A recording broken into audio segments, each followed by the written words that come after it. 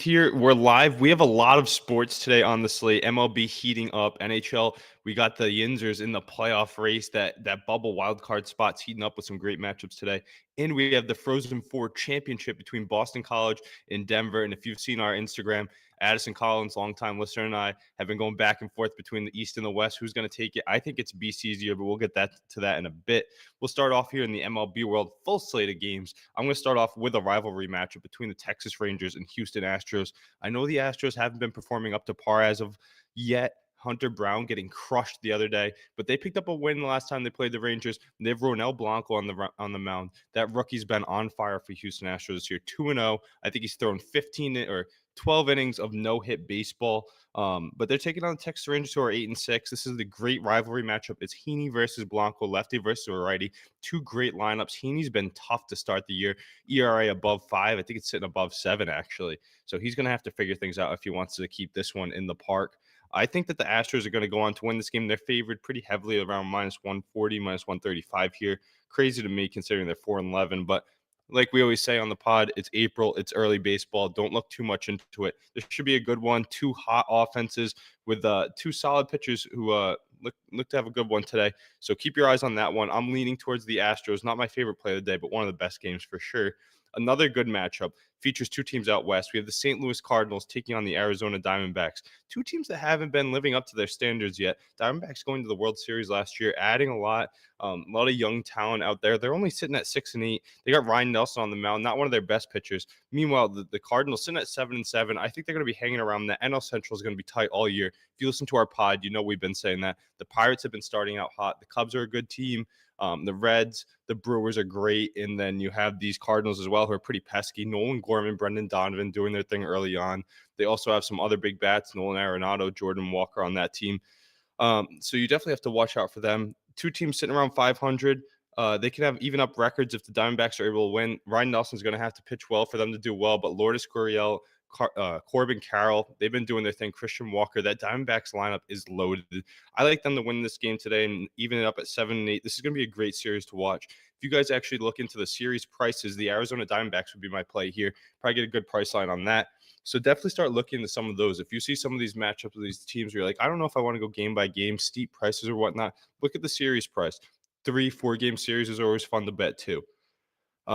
Staying out west, we're going to go with the Dodgers and the Padres here. Two teams that are expected to be great, right? They have their star-studded lineups. Yesterday, they featured a great game of 7-7 heading into extra innings. There's 10 runs in the first 5 innings. We got Gavin Stone going up against Michael Waldron. Not the two aces, but two guys who get a lot of strikeouts. Two young guys. Padres sitting at 8-8, Dodgers at 10-6. Padres looking to close the gap out there in the NL West. I think that the Dodgers are going to have a good one today. A lot of strikeouts from both teams. I think there's going to be a lot of runs, but there's going to be a lot of strikeouts as well. So fire them up in fantasy, but be wary of them getting caught with that loss. Depends on how your scoring format goes. I like the Dodgers here. I think Stone puts up somewhere between 6 and 8 Ks in a winning effort. This team is sitting at 3rd in our power rankings this year.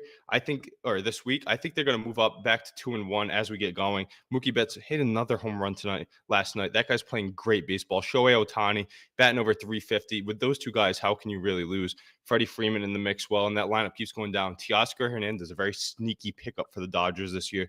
This team's only going to get healthier. Walker Buehler, only a week or two away. Clayton Kershaw coming back midseason. Emmett Sheehan, Dustin May, the list goes on and on for these Dodgers. They're coming together. I know that they're everybody's favorite to win the whole thing, but the Padres can't count them out either. I think they're going to be in the West wild card race. You get 3 teams playing games, whatnot. They'll be there. Xander Bogaerts, Manny Machado doing their thing. I know they lost Juan Soto, but they'll pick it up down the stretch. Staying in the NL, we got another good matchup here. It's actually an NL and an AL team. We got the Seattle Mariners taking on the Chicago Cubs. The fan favorite pitcher out there in Chicago, Shota Umanga. I don't know if you guys saw the fans out there the other day with Shota written across their chest. That might have been the Wrigley home opener. But he's going up against Emerson Hancock, the youngin for the Seattle Mariners. They're sitting at 6-8, while Shota and the Cubs are sitting at 7-6. So two teams there still trying to figure themselves out to start the year. But the Cubs have been playing good baseball, in my opinion, when I tune in. They're putting up a lot of runs. We've had them on the card. I think they've hit 2 or 3 times on their team total, kind of getting disrespected by the bookmakers. I think they're able to win this game today against Seattle. Not too confident in Emerson Hancock. I think he kind of gets lit up once again and probably loses his starting rotation spot once Brian Wu is able to come back from the injured list. This team has a lot of good baseball ahead of them. The Mariners just got to get a little healthy. They have one of the best pitching rotations in the MLB with Kirby, Miller, Castillo, Wu when he comes back. The young Hancock still trying to figure it out, but it's a great slate of baseball today. Those are the 4 games that I'm really going to key in. If you got MLB TV, make sure you throw it on, watch these games. A lot of teams are going to be fighting for the playoffs come the end of the season. I know it's early on. There's a couple of double headers today as well. The Yankees and the Guardians. I believe the Tigers are in a doubleheader as well. So a lot of great baseball on the slate. It's heating up. We'll have our power rankings out this week. We'll talk some more in depth in the pod as we get going. Definitely watch out for our plays. Posting a lot of daily plays there. I know we got the heating up NHL and NBA. So kind of taking it over. But when we get to the dog days, you're going to have to lock in with us. We've already got some plus units to start the year. So definitely want to start good there. MLB heating up. Like I said, we'll get more to that as we get going. Shifting over to the NHL here, we've only got like 2-3 games left for each of these teams before the playoffs, and the Eastern Conference is a blur. There's 4-5 teams fighting for that playoff race. Jesse and Huff's Pittsburgh Penguins, a massive win. They were in the building the other night against the Detroit Red Wings. 2 teams fighting for that 8th spot, potentially the M3 spot, the Metro spot. I think the Isle is going to grab it. You've heard me tooting their horn for the past 4 weeks, say a month. I think they're right in the mix. They're sitting there with 89 points with the 3 games left. The Penguins, 86 points with 3 games left. Washington, 85 points with 3 games left. Detroit, 85 points with 3 games left. Philadelphia is still hanging around. Everybody thought they would definitely be there with the way they were standing. 85 points with 2 games left. I think it's going to be the Isles, and it should be the Penguins. Sidney Crosby leading his team, doing the thing. However, they have a tough schedule. They have to play the Boston Bruins in Boston today. That's going to be a tough game. They have Linus Ullmark in net. All 4 of these teams have good matchups. We have the Bees and the Pens. It's going to be Ullmark and Nedeljkovic. Nedeljkovic, out of nowhere, has been winning hockey games. Oh, it is in Pittsburgh. Good call out there. That's massive for the Penguins home. Yeah, and Jesse gonna be in the building, so I hope he's not going to the wrong place. It'll be in the PPG Paints Arena, team owned by the Fenway Sports Group. I hope you know that's why the Red Sox don't spend their money. They spend it all on the Penguins to get to the playoffs, I guess. But it's going to be a tough one. They got to grab at least 1 point. The Bruins go to overtime almost every game, so maybe that's something to look at. Pens just in overtime last week. I don't even think Nedeljkovic has been playing great hockey, but he's been playing winning hockey. I heard he was 7-0-3 in his last 10, now 8-0-3, but he gave up 5 goals last game. So I don't know how confident I'd feel. Opposite-handed goaltenders taking over the net from Tristan Jarry. He's going to be the odds-on starter going into the playoffs, and I know a lot of those top teams are licking their chops, but Pens is trying to get there. And when you have 87 leading the way, what else can you do? Grabbing his 1,000 assists the other day on that Erik Karlsson game-winning goal in overtime against the Red Wings. So definitely watch out for the Bees and Pens tonight. 2 classic franchises going at it. Maybe we see them in the playoffs, potential of that. Then we also have another great matchup, the Isles in that Metro 3 spot at 89 points, basically locked in the playoffs, in my opinion. 3 games left. It's Sorokin versus Shesterkin. This is the sneakiest team in the playoffs, the New York Islanders. I've heard people saying they could go on deep runs. They could be bounced in the first round. Nobody really knows. With a goalie like Sorokin, though, top 5 goalie in the league, they could do anything. I expect a low-scoring game here. It's going to be tight. This one could go to overtime. I could see a 2-2 game late here in the third. I think the Isles do win. Rag's not playing for too much. Probably going to get that 1 seed. Could potentially get the President's Trophy. Mackey nervous about a President's Trophy. Chris actually not as nervous as I think he should be. But hopefully we can get that Rags-Pens matchup in the first round. I think Crosby going up against the star-studded Rangers team would be great to watch. But the Isles and Rags today, New York Rangers, New York Islanders, New York battle in New York. 2 great teams going at it. The Jets and the Avalanche are also taking place in a matchup today, jockeying for playoff positioning. It's Connor Hellebuyck versus Alexander George. You have 2 great goaltenders out west, 2 stacked lineups, top of the conferences, over 100 points. That's going to be a great one to watch. Nathan MacKinnon going for the Hart Trophy. He's putting up 2 points, 3 points tonight. I'd be looking out for that. Both teams made some valid moves at the deadline too, so they're all locked in. Veteran teams ready to go. Only a few games left for them. And then a couple other bubble teams. Washington Capitals, like I said, 1 point back of those Penguins. They're taking on the Tampa Bay Lightning. Lightning locked in their spot. They're probably sitting in that wild card 1 spot. They could jump the Leafs, but I don't think that's going to happen. They'll probably see the Bruins in the first round. Caps got Charlie Lindgren in net. It's a must-win game for them going against Andre Vasilevsky. I don't think the Caps get it done. I think they falter here. They've been playing bad as of late. Lost to the Sabres recently. But we're going to have to see a lot. Dylan Strome, McMichael, Ovechkin putting up over 30 goals. They're going to be there. They're going to be fighting for it. Should be a good game to watch. I expect a lot of goals, but the Lightning are going to come out on top. Stamkos doing his thing, looking for another contract and looking to get back to the playoffs for the dynasty that once was the Tampa Bay Lightning.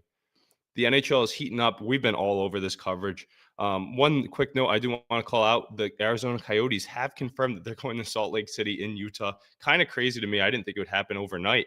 Seems like it honestly did. But it's been talked about. We've talked about it since Wednesday, and it gained legs, and now it's coming to fruition. So that's going to be fun to see. Sad to see the Coyotes go, but after their arena issues, I think it's about time. So some good stuff over there in the NHL. Definitely keep your eyes on this playoff race. Keep your eyes on these games today. It's going to be crazy to follow. Five teams separated by 1 point, 3 points, depending on this how you look at the bubble race. But it could be anybody's spot for the taking. We're going to see only a couple games left here.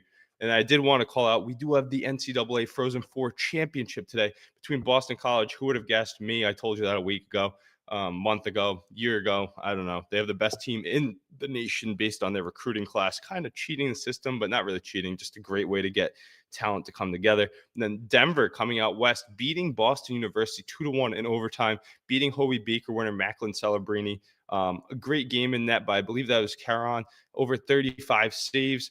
I saw a crazy save in the BU goaltender. Gives up a softie to lose it, though. It's tough to watch. Matthews talking about how good he was, but those two teams are pretty evenly matched. Meanwhile, BC winning 4-0, led by Will Smith, Gabe Perreault, and Cutter Gauthier out there in Boston. They did their thing. They handled Michigan pretty easily, and I expect them to do the same. The bookmakers do too. They have them sitting at minus 260 to win today. That's why if you listen on the pod the other day, we told you jump on Boston College at plus 145 while they're sitting in the Frozen Four. They're probably going to win in the semis, and then they get to the finals. You have them at minus 260. It's tough to take them now. Plus 100, minus 105 on the puck line there. I don't know if I trust that too much. If you want to just throw in that money line, it's not the sharpest bet in the world, but I do think BC wins. No way they lose this year. They have that top line that they recruited before they came to college. They were playing together on Team USA, World Juniors. They've been doing everything together. A lot of first-round NHL draft picks on both teams. But I think Boston College, this is their year of destiny. Won the Hockey East, won all of these games. Crazy record, crazy stats, crazy lineup. Give me Boston College today, 6 o'clock tonight. That's going to be a fun watch. A lot of future NHL stars playing this game. We have a lot of great stuff on the slate today. I'm excited to watch some early baseball, some meaningful hockey, and then some young, youthful hockey. So let us know what you like here. Definitely tune in on our podcast, dropping every Wednesday for our daily picks in all the leagues. We're going to have some live streams coming up for the NBA playoffs, NHL playoffs, and then our weekly MLB per usual. So we got a lot coming up here on the slate. Happy to talk with you guys on this Saturday morning. Let's get after it.